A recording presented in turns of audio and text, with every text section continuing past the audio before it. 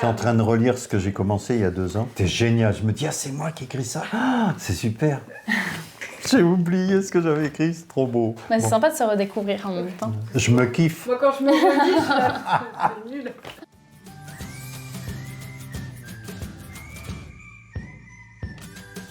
Bonjour chers amoureux de la vie, aujourd'hui je suis avec Jacques Antonin, conférencier, formateur, qui sera du coup intervenant lors du sommet Demain c'est aujourd'hui, qui aura lieu à Montpellier en mai, et qui va notamment parler de la respiration et de ses mystères. Oui, Et donc, le grand mystère de la respiration. et Jacques, d'où vient cette inspiration ? Le mot inspiration me plaît.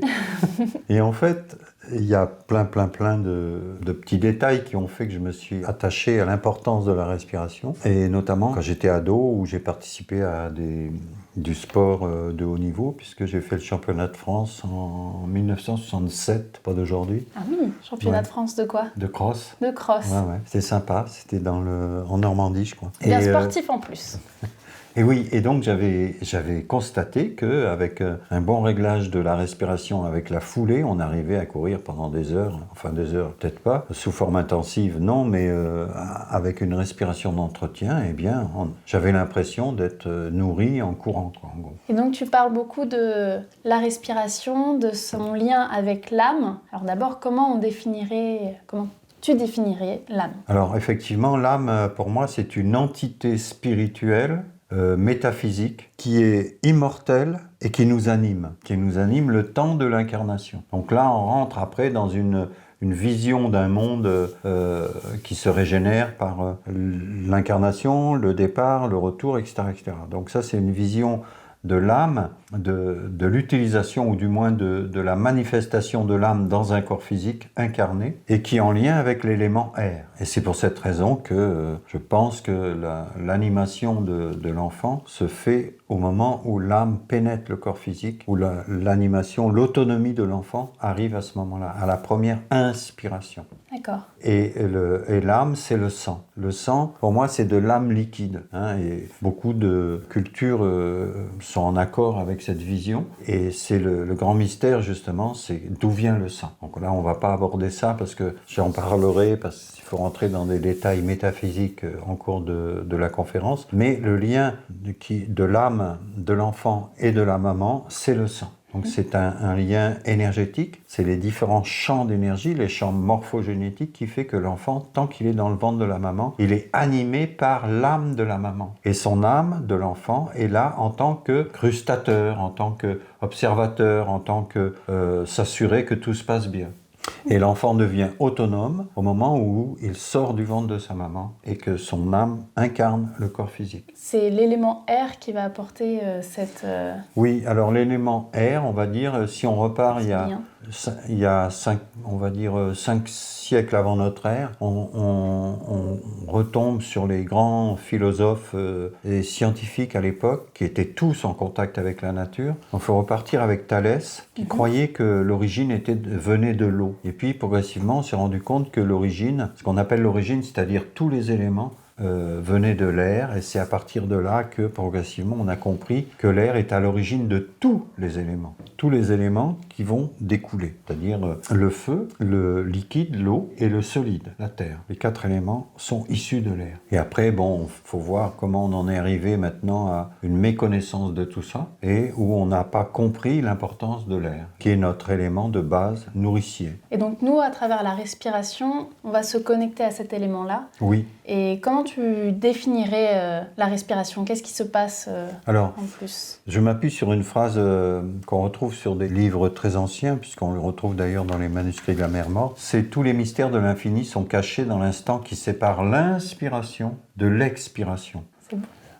Voilà, et ce grand mystère, en fait, c'est ce qui se passe entre l'inspire et l'expire. On pourrait dire même que la vie est une grande respiration. À l'inspire, on apparaît sur Terre, on s'incarne, et à l'expire, on se libère du corps physique. Donc l'âme, l'histoire d'une âme est une grande respiration, d'accord ? Et entre les deux, il y a tous les mystères de l'incarnation qu'on vit. Eh bien, au quotidien, quand on inspire, on n'est pas conscient du temps qu'il y a entre l'inspire et l'expire. On retient quasiment jamais sa respiration. On n'est jamais dans la retenue. On est toujours ou dans le passé ou dans le futur. On oublie le présent. Le présent, c'est l'interface entre l'inspire et l'expire.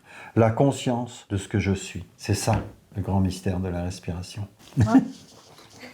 Non, je suis bouche bée en tout cas de ce mystère entre ce En temps. fait, la matière, elle apparaît grâce à ça, à ce principe-là. L'interface entre l'inspire et l'expire, c'est une interface où la matière intègre l'information à ce moment-là. C'est-à-dire que notre corps physique, il intègre une information qui est dans notre environnement entre le moment où on inspire et le moment où on expire. C'est entre ces deux-là que l'information intègre notre corps. Où il y a connexion en fait avec nous. Il y a une libération, un échange d'infos. Pour faire un petit point autour des mystères de l'air, qu'est-ce qu'on sait aujourd'hui factuellement autour de l'air, de la respiration, de ce point-là? Alors, je pense il y a de plus en plus d'informations intéressantes, notamment par rapport au sang. J'ai expliqué qu'il y a des équipes de chercheurs en Californie qui ont découvert que les cellules sanguines se fabriquent dans les poumons. Donc c'est vraiment en lien direct avec la respiration, mais surtout, ils n'ont pas l'explication parce que la composition de l'air n'a pas été remise en cause.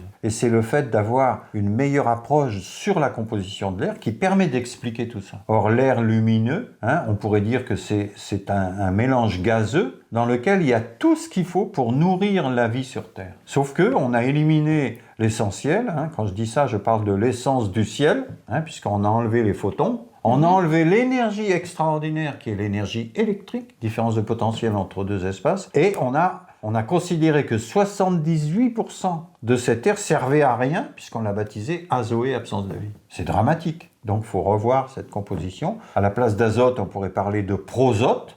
Et puis après, le reste, c'est surtout de la vapeur d'eau. Donc support indispensable à l'apparition de la vie, la manifestation de la vie, la vapeur d'eau, dont l'oxygène fait partie des éléments, mais l'oxygène libre, il n'y en a pas dans l'air. C'est de la vapeur d'eau qui est le support de l'oxygène. Et au niveau des recherches, tu parlais de la Californie. Est-ce qu'il y a d'autres endroits où des recherches en Californie, l'équipe de médecins, c'est le docteur Marc Launay, qui a fait le lien entre le sang et les cellules sanguines et la respiration, les poumons, mais il n'a pas les données scientifiques pour l'expliquer. Il l'a constaté seulement. Je sais qu'il y a déjà des recherches qui sont très intéressantes, qui remettent complètement en cause la circulation des éléments dans le sang, d'où ça vient, etc., etc. Mais pour le moment, on reste sur des dogmes qui, malheureusement, nous égarent par rapport à des problèmes de maladie, alors qu'on pourrait gérer énormément de problèmes de santé grâce à la respiration. En tout cas, il y a beaucoup de thérapeutes qui travaillent avec la respiration.